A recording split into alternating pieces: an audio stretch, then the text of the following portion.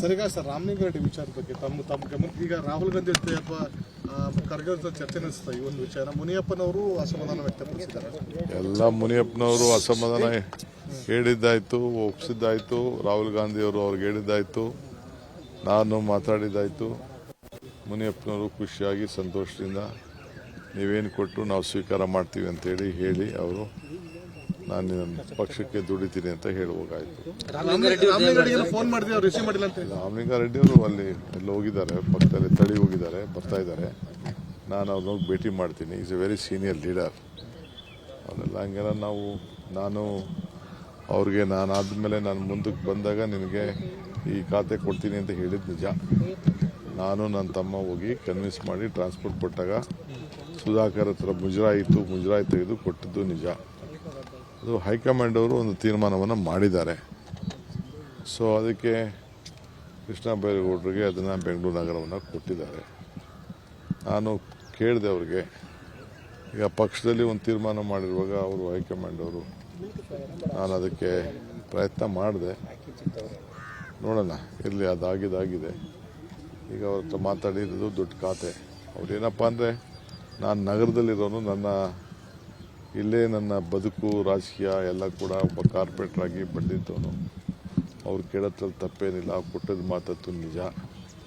ಈಗ ಅವ್ರಿಗೇನಾದ್ರು ಮಾಡಿ ಸಮಜಾಯಿಷಿ ಹೇಳಬೇಕು, ಮಾತಾಡ್ತೀನಿ. ಏನೇ ಮಾಡಿದ್ರು ನಮ್ಮ ಪಕ್ಷದ ವರಿಷ್ಠರು ಬಿಟ್ಟು ನಾನು ಮಾತಾಡೋಕ್ಕಾಗಲ್ಲ.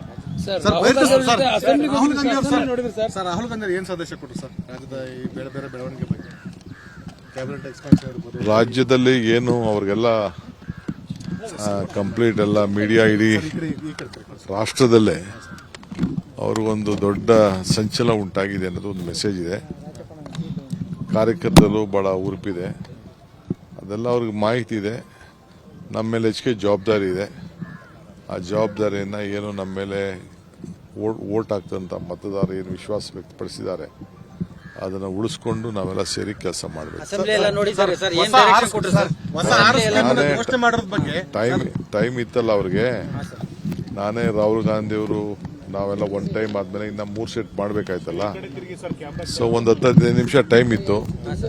ನಾನೇ ಅದಕ್ಕೆ ಬಂದಾಗ ಟೈಮ್ ವೇಸ್ಟ್ ಮಾಡೋದು ಬೇಡ ಅಂತೇಳಿ ಇಲ್ಲಿ ತಾಜ್ ಊಟಕ್ಕೆ ಹೋಗೋದಿತ್ತು, ಬೇಡ ಅಂತೇಳಿ ಇದನ್ನು ನೋಡಿ ಅದನ್ನು ಅಂತೇಳಿ. ಯಾಕೆಂದ್ರೆ ಅಲ್ಲಿ ನಮ್ಮ ಬೆಳಗಾಮಲ್ಲಿ ಪ್ರಿಯಾಂಕಾ ಗಾಂಧಿ ಅವರಿಗೆ ಬೇರೆಯವರೆಲ್ಲ ತೋರಿಸಿದ್ದು ಗಾಂಧೀಜಿಯವರ 100ನೇ ವರ್ಷದ ಆಚರಣೆ ಸಂದರ್ಭದಲ್ಲಿ. ಅಲ್ಲೇ ಅವ್ರು ನೋಡೋಕ್ಕಾಗಲಿಲ್ಲ, ಇಲ್ಲಿ ಅವ್ರಿಗೆ ತೋರಿಸೋ ಬಹಳ ಖುಷಿ ಪಟ್ಟರು. ಸರ್, ಎಚ್ ಕೆ ಪಾಟೀಲ್ ಅವರು ಇದೊಂದು ಸರ್ಕಾರಕ್ಕೆ ಎಚ್ಚರಿಕೆ ಗಂಟೆ ಅಂತ ಹೇಳಿದ್ದಾರೆ ರಾಮಲಿಂಗಾರೆಡ್ಡಿ ರಾಜೀನಾಮೆ. ಸರ್, ತಾವೇ ಕರೆದು ಮಾತಾಡಿಸ್ತೀರ? ಪ್ರವೇಶಕ್ಕೂ ಮೊದಲೇ ಚಾವಣಿ ಕುಸಿದಿದೆ ಅಂತ ವಿಪಕ್ಷ